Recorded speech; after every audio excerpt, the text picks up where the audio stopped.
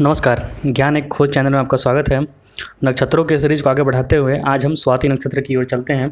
स्वाति नक्षत्र, जिसका नक्षत्र स्वामी राहु है, एक अद्भुत नक्षत्र है। दुनिया के जितने भी संत महात्मा होते हैं, मतलब सारे नहीं, फिर भी मैक्सिमम जितने भी संत महात्मा लोग होते हैं, उनका नक्षत्र यही स्वाति नक्षत्र ही होता है। यह तुला राशि में पड़ता है 6 डिग्री 40 मिनट से 20 डिग्री तक, और राशि चक्र में यह 186 डिग्री 40 मिनट से 200 डिग्री तक। नक्षत्र स्वामी राहु हुए और राशि स्वामी शुक्र है, क्योंकि ये तुला राशि में पड़ता है। जाति कृषक है, नाड़ी अंत है, गण राक्षस है और देवता वायु हैं। गण जो 3 होता है, राक्षस, मनुष्य और देव, इसके बारे में हम एक अलग वीडियो में बताएंगे आपको। यह चर संज्ञक नक्षत्र है और सामने आपको आकृति देख रही है। इसमें एक ही प्रधान तारा होता है, लेकिन आकार फैलाव वाले अंडाकार मूंगे के समान यह लगता है। मतलब मूंगा इसे हम मानते हैं, या फिर एक बूंद, पानी की बूंद, जिसे मोती की तरह इसे हम समझते हैं।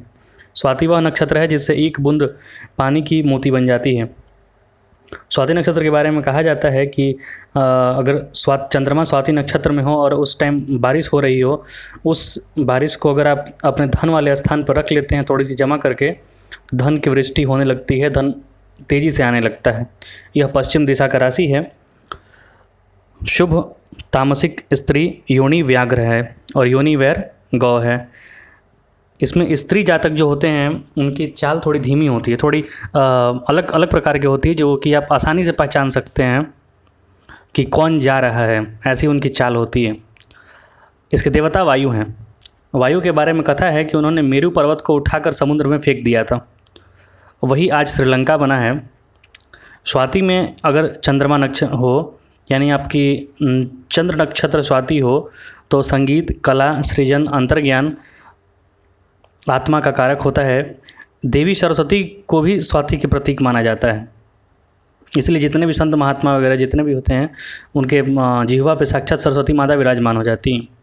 स्वाति के जातक सृजक और विध्वंसक दोनों होते हैं, क्योंकि राहु है, मायावी है। राहु राक्षस है और मायावी ग्रह होता है, इसलिए इनमें सृजक, अगर अच्छा ग्रह के प्रभाव हुआ तो सृजक होंगे, ये किसी भी चीज़ को उत्पन्न करेंगे, कलात्मक होंगे। और अगर खराब ग्रहों के प्रभाव में आए तो ये विध्वंसक होते हैं, और उतने ही दोनों खतरनाक होते हैं। विध्वंसक भी उतने ही और सृजक भी उतने ही। अपने उद्देश्यों से समझौता नहीं करने वाले होते हैं ये लोग।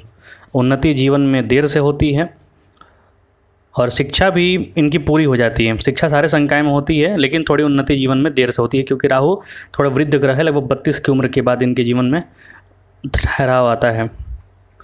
और संसार में सारे जाने माने बहुत सारे संतों का नक्षत्र यही है। शनि यहाँ उच्च का फल देता है।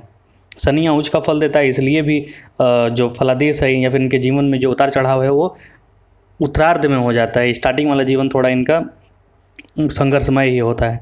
वृद्धावस्था में ये आध्यात्मिक होते जाते हैं। दाम्पत्य जीवन इनका बाहर से बहुत सुखद लगता है, लेकिन अंदर से काफ़ी परेशानी भरा लगता है इनका दाम्पत्य जीवन। इस नक्षत्र के कारकत्व के बारे में बात करें तो पशु, पक्षी, घोड़े, वाहन, मतलब ये सब प्रकृति प्रेमी होते हैं। गैस, पंक्चर, पेट्रोल व्यवसाय, तपस्वी, कुशल व्यापारी होते हैं। कुशल व्यापारी होते हैं क्योंकि 7वें नंबर की राशि है, शुक्र की राशि है, और इसके नक्षत्र स्वामी राहु हैं। तो शुक्र और राहु में बहुत घनिष्ठता होती है। और साथ ही साथ ये है कि 7वीं राशि व्यापार की राशि मानी गई है, जीवन रोज़मर्रा की ज़िंदगी की राशि मानी गई है, आपके पार्टनर की राशि मानी गई है।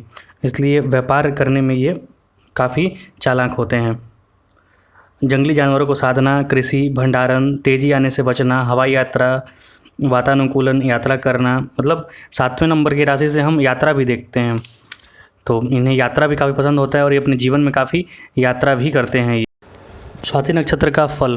स्वाति नक्षत्र में उत्पन्न जातक क्रय विक्रय में बहुत निपुण होते हैं, क्योंकि 7वें नंबर की राशि है। अतः ये कुशल व्यापारी तथा सफल मध्यस्थ व सौदा पटाने वाले होते हैं।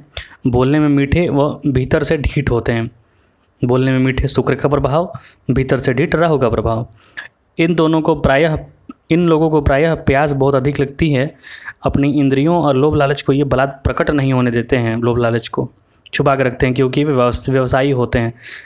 नारद जी ने कहा है, धार्मिक प्रिय वाक सूर क्रय विक्रय निपुणः कामी बहुश्रुत हो कांतो विद्यावान मारुत छर्ज। ये लोग सरकारी महकमे में बहुत लाभ कमाते हैं। काम वासना की अधिकता से ये लोग बहुत से विषयों का थोड़ा थोड़ा सतही ज्ञान जमा कर लेते हैं, इनका शौक होता है। ये जो वृक्ष है अर्जुन का वृक्ष, यही राहु का पेड़ माना जाता है, इस नक्षत्र का पेड़ माना जाता है। बोलने व विषय प्रतिपादन में कुशल, बहुत कम शत्रुओं वाले, उग्र तांत्रिक विचारों से प्रभावित होने वाले होते हैं। कुछ साम्यवादी विचारधारा इन पर हावी होता है। इन लोगों का परिवार बड़ा होता है और यह उनका स्टाफ काफ़ी होता है। प्रायः ये लोग अपने वंश में अधिक उन्नति करते हैं। इनका बाह्य व्यक्तित्व आकर्षक होता है। अपनी स्त्री या संपर्क में आने वाली स्त्रियों की वेशभूषा व श्रृंगार के प्रति भी ये काफ़ी सचेष्ट होते हैं। सुघड़ स्त्रियों को देखकर ये तुरंत आकर्षित हो जाते हैं, क्योंकि राहु है, मायावी है, शुक्र है, भोग है, ऐश्वर्य का कारक है। अपने काम में बहुत उत्साह दिखाते हैं। जीवन में इन्हें प्रायः धर्म, अर्थ, काम का सुख प्राप्त होता है। ये लोग खाने पीने व खुश रहने में विश्वास रखते हैं। परंपरागत धर्म पालन में ये विमुख होते हैं, क्योंकि राहु है और धर्म से इन्हें पदच्युत कर देता है। शुक्र भोग में इन्हें लगा देता है। इनका अगर चरण फल के हिसाब से देखें तो प्रथम चरण में तस्कर, दूसरे में अल्पायु, तीसरे में धार्मिक और चौथे में राजा होता है। अल्पायु कहने का मतलब ये जिस भाव में पड़ेगा आपकी कुंडली, उस चीज़ से संबंधित फलों में कमी कर देगा। अगर विस्तृत इनके चरणों की चर्चा करें हम, तो राहु का ये नक्षत्र, प्रथम नक्षत्र में गोरा रंग, घोड़े के समान सुंदर मुख, सुंदर सुघड़ दांत, उभरी हुई आँखें, यशस्वी, लंबी उंगलियां, लंबी नाक, सुंदर पैर। द्वितीय चरण में पतले कंधे, पतली भुजाएं, डरपोक, उभरे दांत, पतला हिरन जैसी तरल आँखें, छोटी नाक, सदा उदास रहने वाला। जब इस पर थोड़ा फल का है, अगर अच्छे ग्रह की दृष्टि पड़ रही है तो ये सारे फल आपके कम हो जाएंगे। तृतीय चरण में गंभीर दृष्टि, स्थिर मन, प्रिय मित्रों का प्रिय, अभिमान से रहित, खुरदरे बाल, दबाव और घमंड की मात्रा अधिक होती है। चतुर्थ चरण में सुंदर नाक, सुंदर नेत्र, भारी मोटा शरीर, गोरा रंग, सीधी उठी हुई नाक और चिकने, ये सारे फल बताए गए हैं स्वाति नक्षत्र के जातकों के। स्वाति नक्षत्र को एक तरीके से बलवान और काफ़ी दबंग नक्षत्र माना जाता है, क्योंकि राहु एक योद्धा राक्षस था। इसी तरह अगले चरण में हम नए नक्षत्रों के बारे में पढ़ेंगे। आपको इनसे अधिक और जानकारी चाहिए तो आप कमेंट में लिख सकते हैं। चैनल को लाइक करें, सब्सक्राइब करें। धन्यवाद।